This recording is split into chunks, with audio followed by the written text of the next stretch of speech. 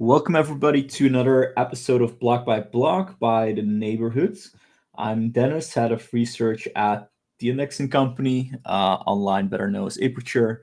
And in this episode, I'm going to talk to Atomist from Castle Labs. And Castle Labs has been at the forefront of Arbitrum advisory and is advising various projects, but is also a research agency, and they're working with projects to get better known in the ecosystem, but also explain better what they do. But before I mess this whole intro up, I'll just have you talk over what you do. So welcome, Atomist. Could you introduce yourself? Like, what's your role, and how does that all play together with Castle Labs? Yeah, thanks, Dennis. I'm Atomist, so I'm the founder and CEO of Castle Labs. We kind of evolved throughout time from like a community based of like researchers and analysts into this kind of research and advisory partner. Mainly slipstreaming through Arbitrum's growth and through the DAO and the opportunities we found through governance and now been expanding much more like our media business. So people will probably know us more from that, from writing on Substack, on Twitter, etc. Trying to abstract away like technical complexities of various research and trying to make it a bit more engaging and accessible, really. Awesome. Yeah, I remember when we spoke in the early days, seeing you like come this far, especially in the Arbitrum ecosystem, is amazing to see. Especially where you basically coordinate like very like decentralized with a group of people all around the world. You just like came together with like their expertise and a broader goal of helping projects in this space. So are there like any so Arbitrum is one of the chains that you're very active on. Maybe some other projects that you're currently working with? Yeah, so like whilst we've obviously come up and spent a lot of time working with Arbitrum, with the DAO and across various sectors there. More on my side. Previously, I used to work at Risk Finance now, so I'm very close with those guys, and they're building covered calls like an options product on Hyper EVM. So watching what's happening over there a lot, and we're starting to work with some teams on Hyperliquid.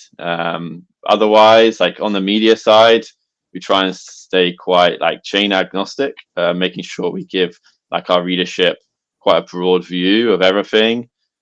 So currently we're working with the likes of Mantle, Eigencloud, Almanac, and a few others to make sure that whether it's the infra stack, L2s, DeFi, AI, RWA, or robotics, we're trying to like make sure our readership can get everything they need from Castle and have like a real like unbiased and research-led approach to all of this content output. Yeah, and I think it's awesome. Like projects can focus on all narratives of have expertise from every part of the project they have to build out, and because you're such a group basically with a broad expertise, there's always somebody who can help. But also because you have a good overview across various like ecosystems, um, that will help a project in getting their messaging better across to users and building their product. So yeah, it's basically a very zoomed out view that can help these founders and builders improve their projects. So and we'll go into that a bit later on into like what distinguishes ecosystems from each other, like and like what's narrative drives them forward, but also how that plays into the tech stack. But maybe we can start with what you're currently doing at Arbitrum, and where you see Arbitrum going. So what's your current role at Arbitrum? Yeah, so we as Castle like service Arbitrum, like the DAO particularly, and a couple of the what are now called Arbitrum aligned entities or AAEs, in different ways, right? So we just completed a 6-month contract as a research member of the Research and Development Collective, the ARDC. There we were working with DeFi Llama Research, Nethermind, and Open Zeppelin to essentially be the kind of risk, research, security consultants for the DAO.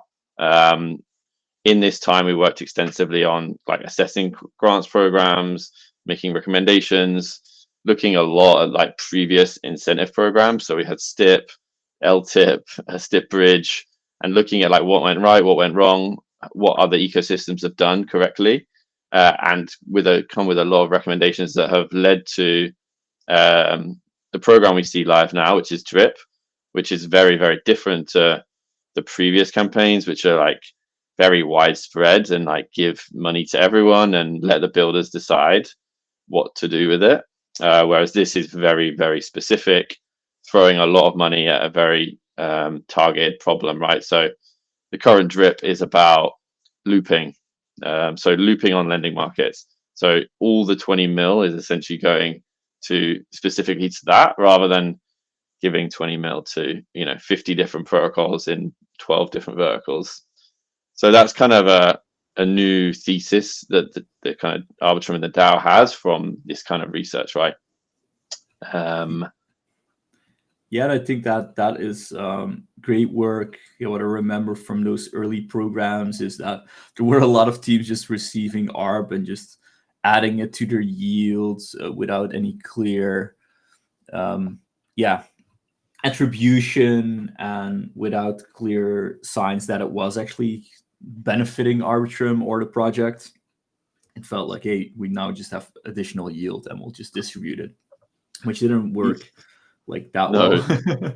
exactly. And there was like a lack of accountability for like who should be tracking it, who should be like trying to iterate on it when the program's over, who like takes those findings and does something with it. So this is what this like new AAE model is trying to solve. So Entropy now are kind of like in charge of incentives. We work much closer now with Off-Chain Labs and the foundation. You probably saw in previous iterations, like Arbitrum wasn't pushing it very well because it was a DAO thing and they were very separate.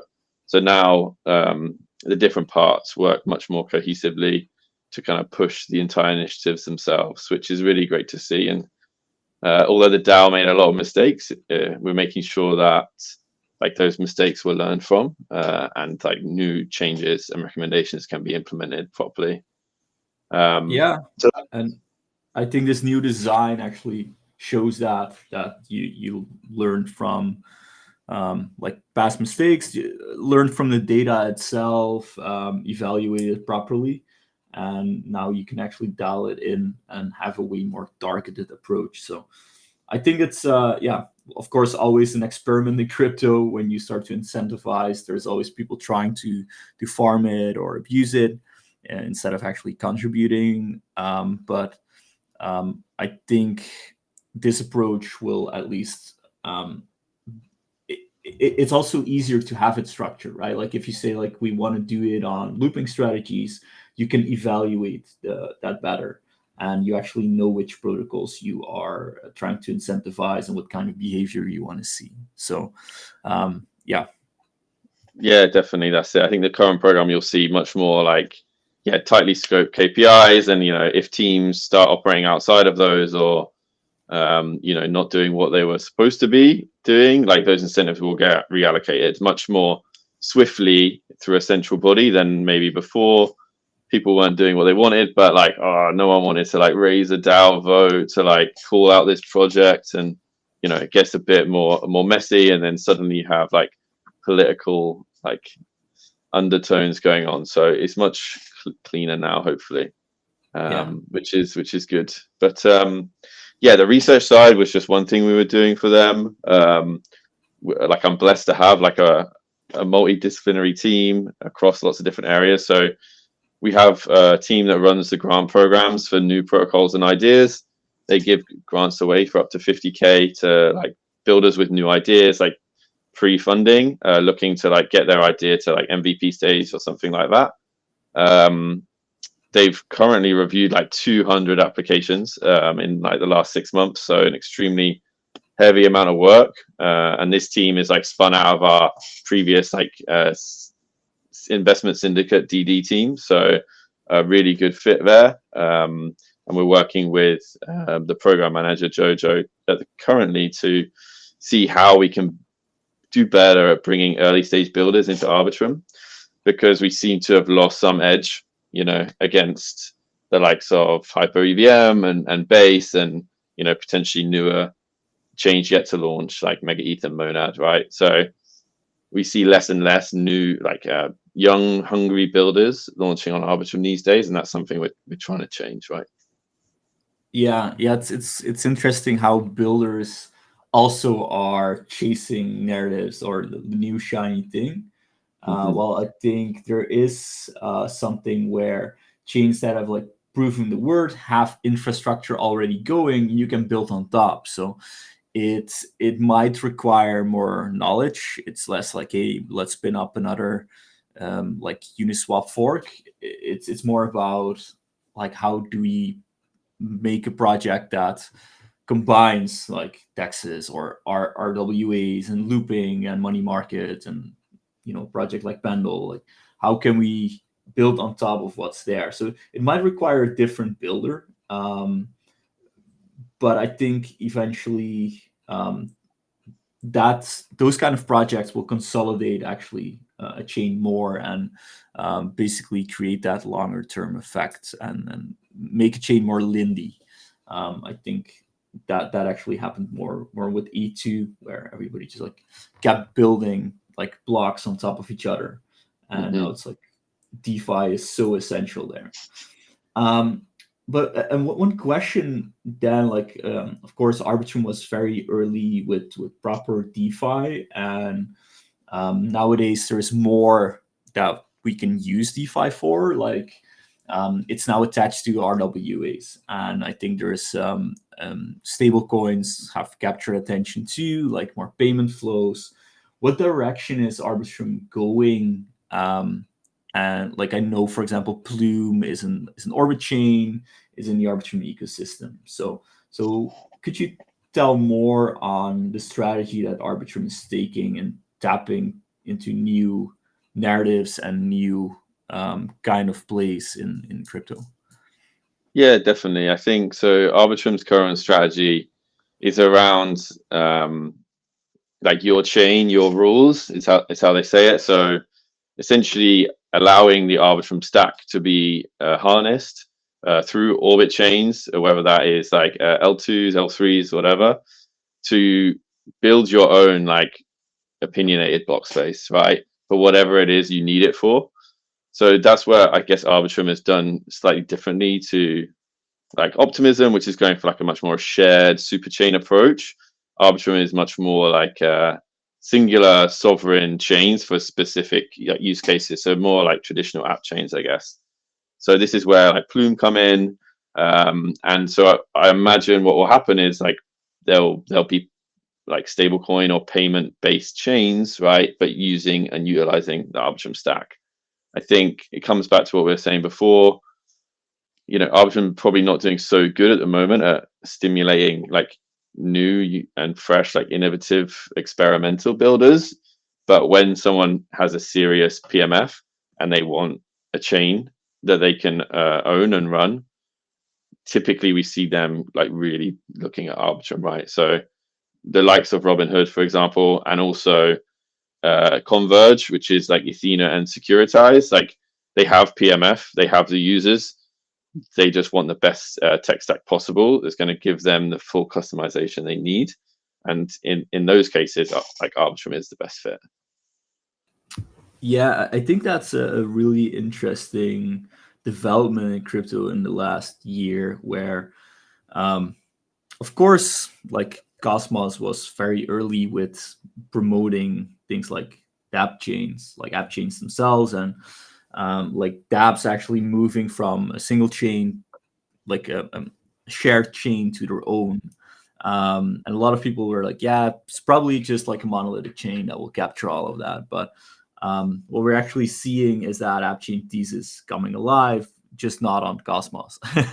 It's in so they were right. They were probably a bit too early, but we see, an ecosystem like Arbitrum capturing that with, as you said, Bloom and like dedicated use cases, because I think that's what's correct. Like different use cases need different kinds of infra, and probably you as a builder, you just need good tooling and good infra support to be able to build that. But then you can tweak that infra to your use case.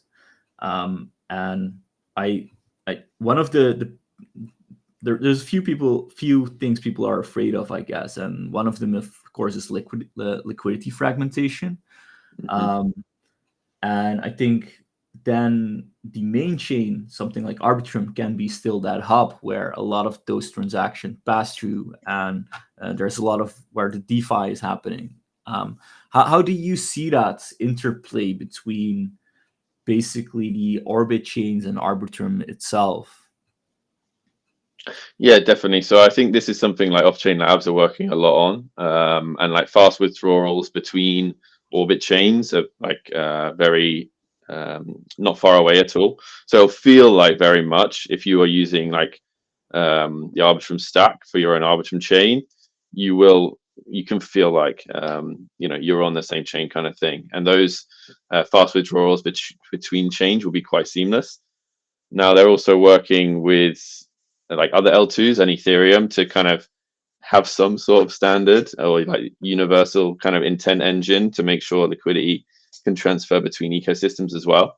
Like how successful this will be in the short term, and like what infrastructure and also like solver liquidity they need to make that happen is not completely evident yet. But I think everyone is kind of on the same page to make it happen. But for sure, I think now we're going to see less fragmentation between like inside ecosystems, but then more like between ecosystems, right? So we'll have like the Arbitrum network, we'll have the Ag layer, we'll have the super chain, and it'll be more about, I guess, they'll feel hopefully somewhat symbiotic inside, but maybe we'll still be bridging like between them, for example. Yeah. Yeah, I think personally there is like the statement like we need less infrastructure in crypto. Like there was a lot of overinvestment in certain infra, but I think there is still a huge need for proper interoperability infra that works within an ecosystem. So within Arbitrum, for example, where Orbit chains can like seamlessly work together, or you don't even have to bridge, but you can still, like a project still knows like, hey, I have a contract on this chain, user deposit funds there, we can leave it there, but the user can still use our dApp, for example. Yeah. And there's solutions around like messaging, but also still bridging those funds if needed, checking either liquidity or transactions.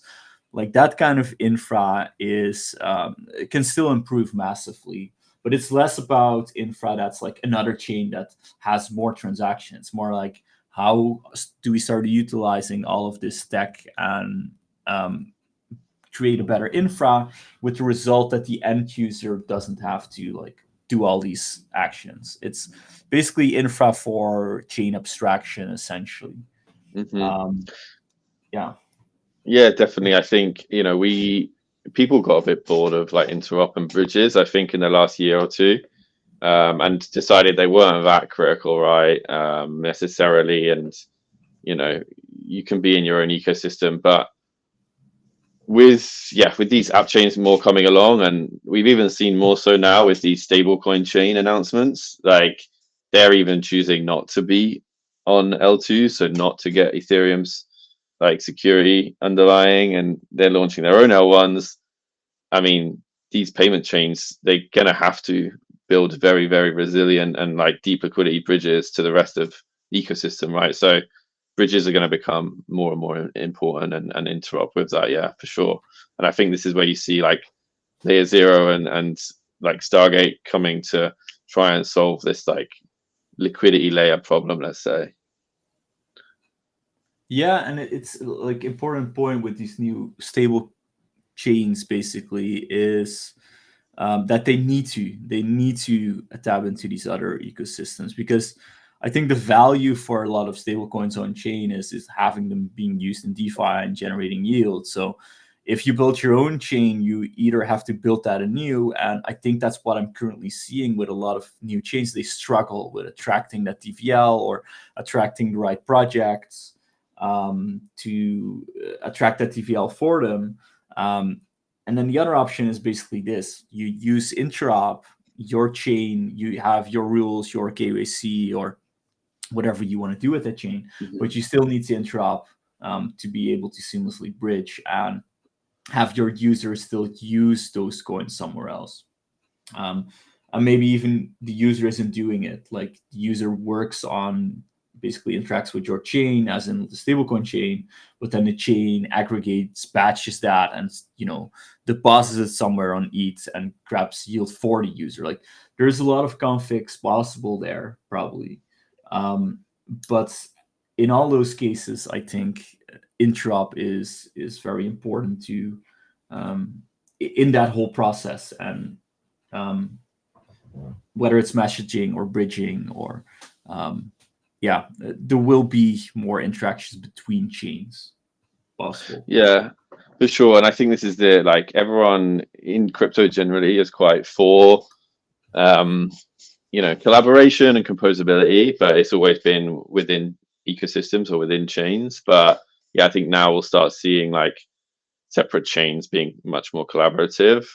I think we just saw announced the other day, like Base and Solana, have built like a custom bridging solution inside the Base app. So, and you can trade like SPL tokens now on Base and ERC on Solana and stuff. So, I expect this to become more widespread, I guess, moving forward, right? Yeah, absolutely.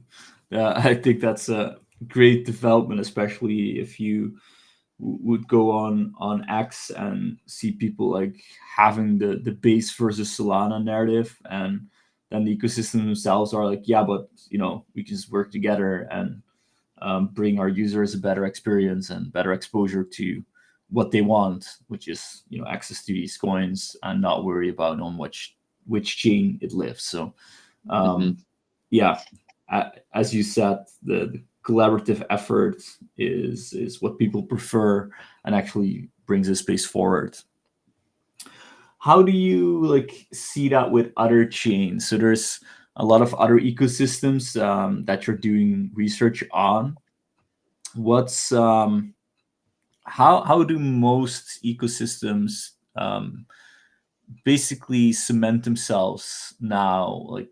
Um, is it around like DeFi? Is it around trying to get the best dApp possible that will attract users? Like what's the current strategy for a lot of these ecosystems to get either transactions, TVL, or new users? Yeah, definitely. I think we're seeing that general purpose chains aren't going to cut it anymore, and that each chain has to kind of find its own niche set, right? And which is why I guess we talked about Arbitrum moving away from from focus on Arbitrum One, let's say, a little bit, and more to like Arbitrum chains and app chains as a thesis. And I think so. You have Arbitrum and Optimism doing similar things where they're becoming more like infra providers, I guess you would say, and trying to capture some of that underlying revenue that's made by those chains. And they do it in different ways. So Arbitrum doing it on like this app chain sovereign chain way, and OP doing it more on like a cohesive ecosystem. Unichain is a very, very, very specific app chain. You can't just like live on Unichain. You would have to live across the superchain, right? But then I guess apart from that, you then have general purpose L2s, which aren't trying to be their own stacks, right? So Mantle is a good example here. They have recently had quite a big pivot. They've become much closer with their like parent company, let's say, in Bybit, and they've just launched a massive like banking focused push, merging like off chain and on chain financial services, and with a few partnerships here and there. So, which has been really good for them. I don't know if you've been watching Mantle, but it they've MNT is 3x in like 2 months, and so it's now seeing at all-time high, and it's doing has a really strong push, and I think Bybit are kind of doubling down there. They're offering like institutional grade funds for investors, like directly on the chain. They obviously have their like METH like staking solution there, and I think they've just partnered with a Bitcoin solution as well. So trying to be the banking place, right? You would go and like hold your assets on, and I think that's doing really well for them. And at the same time, you're seeing chains that haven't done this and haven't carved out a niche really struggling, right? So I think last week we heard that Scroll like winding down or pausing governance, right? Because this decentralized approach they've taken like hasn't led to any like meaningful like evolution in the ecosystem. Yeah, and what I remember from Scroll, I haven't been very deep into the ecosystem, but was mostly focused on the CK element of it, which is more of the technique instead of what it will try to solve or like what kind of business case it tries to solve. So, yeah, I think you're spot on with a chain has to attach certain narratives of use cases to it, which makes it easier for builders to choose the chain because then they can focus on that. But I think another point that is in here with Mantle is like, yeah, Bybit has probably an edge in connecting like the off-chain world too because of your exchange, because of connections. Let's bring that together with the chain they're supporting. It's been an interesting few weeks. Also, like BNB is like chart wise going up. Of course, hype got a lot of attention. It feels like the focus is again on exchanges, but it moved way more on chain because a big use case for crypto is still trading. But it's cool to see even the centralized exchanges doubling down on the efforts on chain. Like Base, of course, this week they announced that they're trying to um, build a roadmap toward a token, explore it with the community in the open. It's a very different approach to building a centralized solution. So, what's your opinion on that? And of course, we've always said like all this stuff moves on chain, but it's cool to see that even these like parties that were quite cemented and quite central and centralized still appreciate that and moving that way instead of like others trying to scoop up their market share. Like Hype is doing that, of course, but there hasn't been much other parties, to be honest. Yeah, definitely. I think there's still like a trade-off, right, between like centralization, decentralization, and like efficiency or productivity and revenue. And I think you've got to find that balance, right? I think it's all well and good being centralized. I think as long as you're like being very performant, very productive, and making a lot of money, I think, which obviously which we see in Hyperliquid, for example.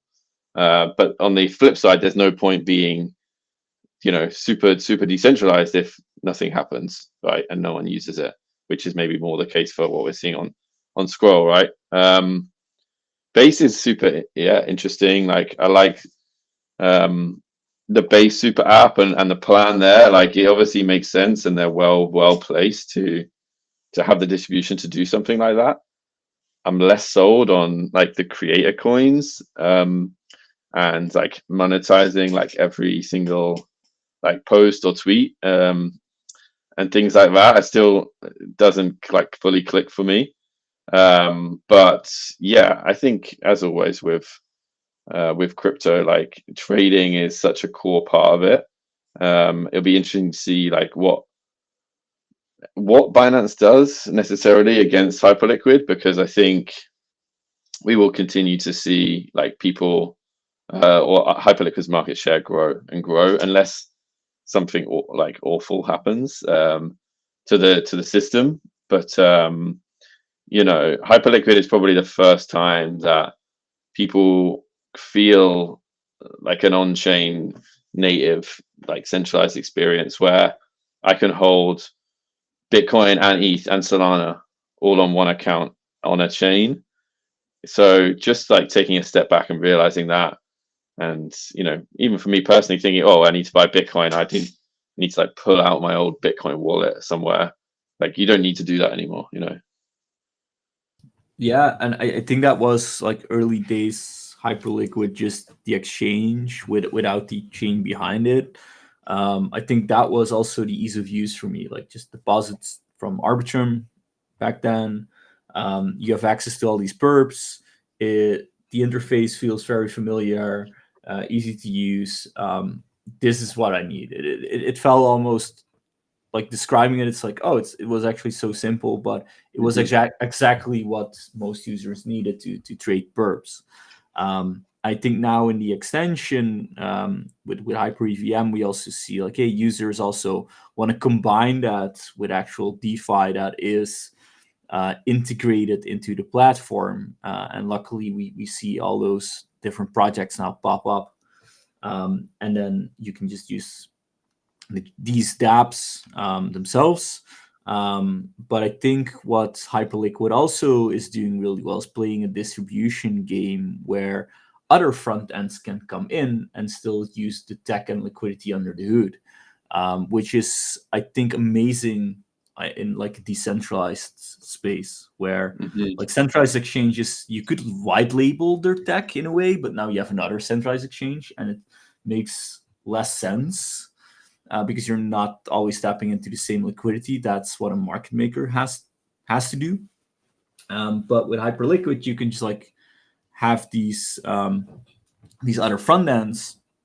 They can capture the creator fees basically, and the fees from their users, but still utilize the whole ecosystem, the tech, the liquidity. So I think that's a cool new way of building and distributing both the tech and just getting more usage. So yeah, how do you see that? Like you've been doing more research in the Hype ecosystem. What's the verticals that you see pop up, and what kind of builders does it attract? Yeah, I think obviously like Hyperliquid and Hyper EVM and the Hyperliquid community are so strong, right? Because essentially they have the wealth effect of the airdrop, which is like the biggest and best like marketing and distribution possible, like make all of these people rich. And the best part of it is that they didn't just make any random people rich; they made like very like trading oriented, like derivatives oriented people rich, right? And through that, they have such a strong community now.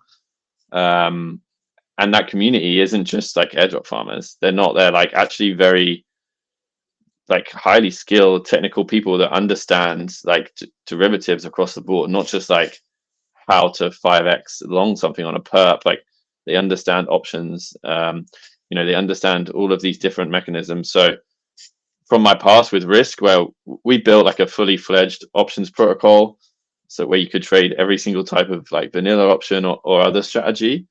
But like no one really got it right. No one really got options or why you would use them. And we built on Arbitrum for a while, and when we had incentives going and certain things were good, but like the model wasn't like sustainable. They went back to the drawing board a bit, and they come out with a new like covered call product, which works perfectly on Hyperliquid because it's the perfect like user base. They understand options. They understand what a covered call is. They also have a massive bag of hype, and they can earn yields on that bag of hype, like volatility yield on that bag of hype, and set like take profit levels. And if those take profit levels hit, great, they took profit on their airdrop. If they miss, they just earn yield instead. So it's like a perfect storm for like more complex derivative type products, I think, where your user base just kind of gets it, which is not the same. The user base on Scroll, or Lineo is not that. Yeah, and that is, I think, a narrative that's evergreen that you're tapping into. Like people hold an asset, are like either bullish longer term, want to hold it, but if you can offer them an opportunity to just earn yield or do something with that asset that is still aligned with their views, like yeah, they can use a protocol, they can capture either like yield on their holdings, or they incentivize just DeFi usage with it. Like that's perfect for them. So yeah, and then I think the other one is just it's a very active ecosystem. So you're tapping directly into a user base where people are actively trading. So they are actively trying these new products and experimenting with that. And if it then is a good product, they will stay. So that's then the retention Yeah, strategy. definitely. I think this like and I've heard lots of people say like building on the EVM is actually not that easy on Hyper EVM. It's not that performant, but that's actually just testament to like how strong the community of builders and users are in that there's a lot going on there, right? There's a lot of TVL, there's a lot of transactions, there's a lot of new experiments. So even if they haven't quite perfected like the infra side of the EVM, people are still there, right? And they haven't even plugged in um, like the core writer or like the builder codes. And we had a proposal yesterday for permissionless prediction markets on Hyperliquid. So yeah, I think there's a lot more that can happen, and whatever like Jeff and the team do next, they have a wave of evangelists that won't go away. I thought it was really interesting. Like us as like an infrastructure company, it was interesting to see like yeah, you just figure it out. Like we just want to have the community figure it out, which is funny because there's, in my opinion, that was a very new approach. And normally it was like either there's chains who want to have a chat, shop different infrastructure partners, pay them to do it because they think it's like essential for builders on a chain. And the other one is like chains that just don't get that they have to support infra for their builders. But this third approach was like almost actively saying like you just figure it out as a community. Like that's we just want to see like there's enough incentives for you to pick up. People want to build, people want to contribute, so you as a community just make it work, which I think makes like sometimes building harder for the projects being there, but somehow the community is strong enough to just push through that and then starts building their own solutions. And I think but through that struggle, we're going to see more interesting new projects happening instead of just, yeah, we copy something, we fork something, and that's it. Now you have to like actually see, hey, how can I use like these builder codes and what do I do with it? How do I get paid from that? Or as an infra partner, it's like, oh yeah, let's see if the demand is actually there, and we actually get a lot of requests for things like hyper EVM or hyper hyper like the L1 Mm-hmm. data. So it's a different approach, but I think they could do that from their position where they've seen like, hey, we are very community led. The community put a lot of trust in us, and we're just going to ride that wave and see where it happens, which worked well for them. So it's cool to see. For sure, for sure. I think, like, if I can ask you a question, like, from your perspective, like at the indexing company, do you get any like early signals, yeah, of builder narratives that might be forming because of those requests? And like, do you see anything like currently shaping or? Oh, that is an interesting one. It's funny enough, there is often builders follow hypes too, in a way where if a narrative comes up, you suddenly see more builders have a request for data. There is a reason for that lag because they first have to think of the product and then they have to think about like what data do I actually need for that product. That said, there is definitely people at the forefront that come to me with narratives that haven't been really active. So I think one of the narratives that is super important for us is with these dApp chains, there's opportunities to have that infra super tailored. And then that means that there is an ID from I'm not sure if I'm going to drop the name, but there's a few ideas going around where if a chain or infra is not used, you want to spin that down or spin it up, which is weird in a blockchain sense because normally you just have the always on chain. But what we're seeing with a lot of chains is there's like empty block space. Why even keep it on? So if we coordinate that process really well, we can just use only the compute that's needed whenever there's that demand, which is funny because that's really what we're doing with the neighborhood too. We just like use the demand, like the compute, if there's compute needed for data processing. But I think that's a broader narrative that is a bit in infra that might come up later on. So it's more of like how we service infra providers, less about dApps. I think what I'm personally very interested in is like the stablecoin space right now. I think there's a lot of improvements there to be done, especially in latencies and how quick that can happen. It's already a huge improvement versus banks, versus like a few days to, you can settle stuff within an hour on chain. But I think still within an hour, like you can get it down to a few seconds.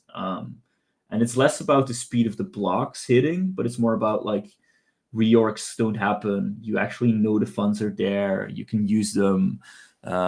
Compliance checks are done. So I think that's a narrative. Like people have focused on RWAs and stablecoins a bit, but there is some stuff where it becomes in the details, like who's actually going to take that. And I think that's the edge in being an infra, where you see like, hey, this party is working on old IDs and just focusing that infra that way, and this party is adapting actually to how crypto is changing itself. So yeah, can't name the narrative. It's more about you see in the details what people are building, where it makes sense, and which especially on what's going to work at scale and what not.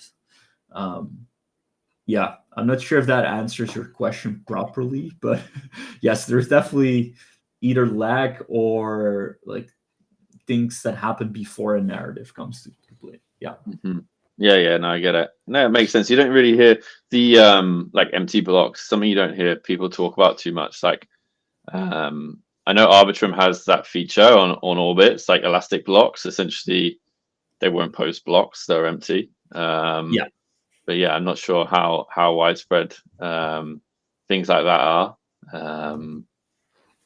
But Not yeah, what you're saying yet. about stable, yeah, what you're saying about stablecoin chains is super interesting. We just like published quite a long piece with StableWatch, all about the different stablecoin chains and looking at exactly this, like their architecture, like what their design decisions they've made. They're different from each other. What edge do they have, like both in market positioning and features, distribution. So they are, everyone's taking like a different approach, but also like owning the chain and owning the that's the sequencer or the validator set, like for these institutions is super important, and we're not seeing them necessarily come to Ethereum anymore. No, no. I think what will happen with Ethereum is like just it will be used because everybody trusts that system, but it's if you're still paying for that service, and if you want to be that infra provider and build cool services on top, that's where you need your own infra stack. So Hmm. but yeah, that interplay is will be super important. And cool also to see Arbitrum is one of those that work more on the flexibility of um, the separate chains, like the L2s, L3s, in making it customizable. Because yeah, you'll see that some chains will need a block speed that's super fast, but only have one transaction per block, basically always. And other ones are like, yeah, you just need to have a lot of like block space within a block because I never know how many transactions are coming in. Like that flexibility is super interesting. But funny enough, the end user hopefully will never see that or worry about that. It's like really a Hmm. builder to builder conversation that you have going. Yeah, Um, definitely. yeah, is there like so that's like very infra, but maybe we can still spend a few minutes on like what narratives like you tapped into robotics like that's been a very new narrative. It is a logical continuation of like AI. How does that like have an interplay with a lot like crypto? Like we always say like, yeah, crypto will be the AI payment rails, and crypto helps with verifying data, which to be honest hasn't been done that much. Hmm. But could you maybe like you've probably done some research already on the robotics space, like what's interesting there and why does that work well together with crypto? Yeah, it's something that like has piqued my interest and really just done like reading around. We actually haven't published anything on robotics yet. We're trying to figure out like how and when we should do something like this. Like I think it's clear to us robotics there will be like an AI type wave in robotics, crypto that we saw, beginning of this year, end of last year in AI. These all these AI agents being spun up and whatnot. Maybe a bit too early for what like real use cases a lot of the time.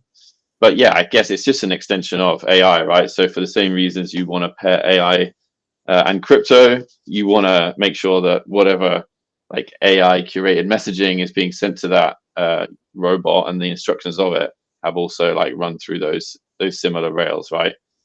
Yeah. How it works and which project is legit is not like super clear yet because it's still so primitive. And I think you can see that if you've ever watched like robots trying to do anything, like it's they're not like the smoothest operators going.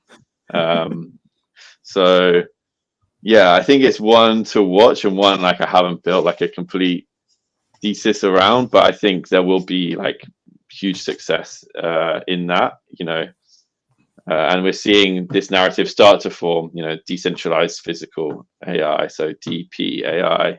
But again, for me at the moment, it's mainly like reading, and a lot of these are like smaller projects, and nothing like big in crypto has taken off fully.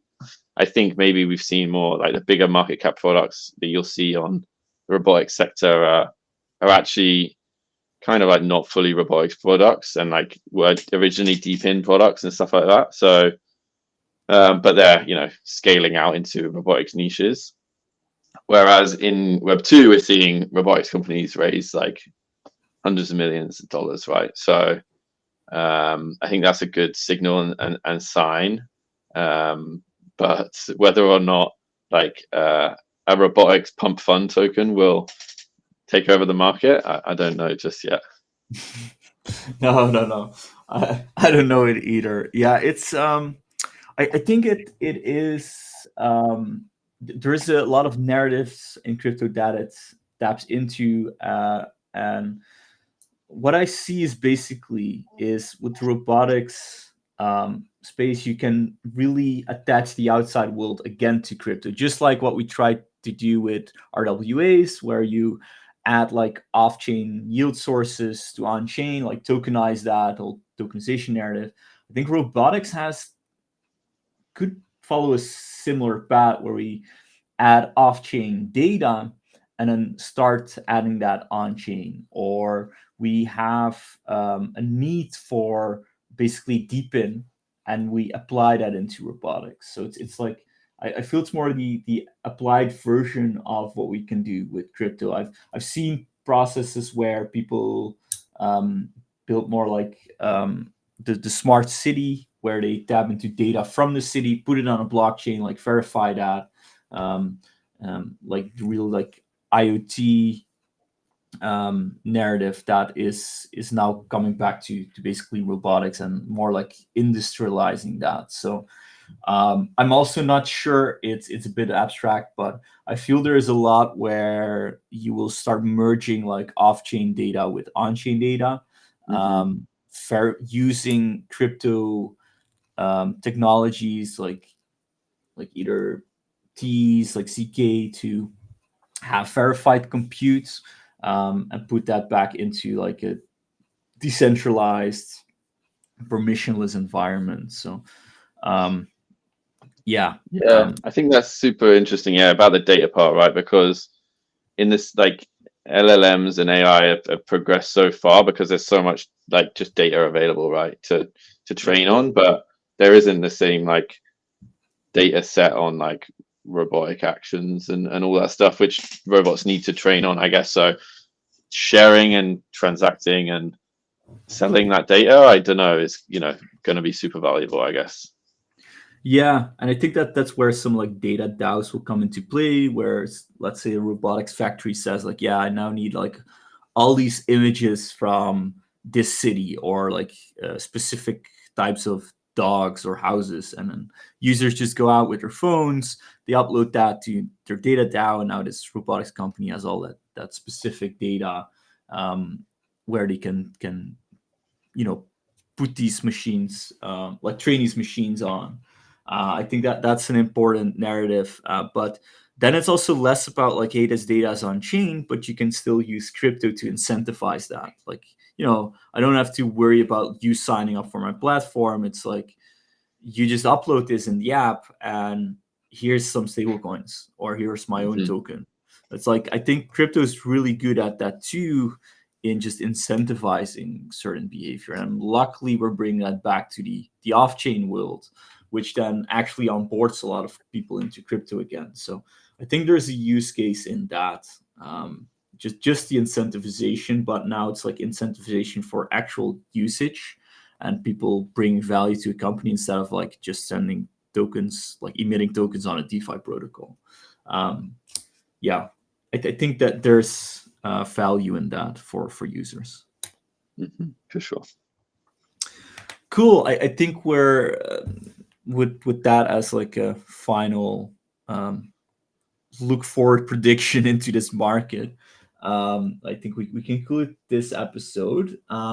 If people want to follow you and Castle Labs, what's the best way to do that? Yeah, just on X or Twitter, it's 0x Atomist, or we're castle_labs. You also find us Substack at castlelabs.substack.com.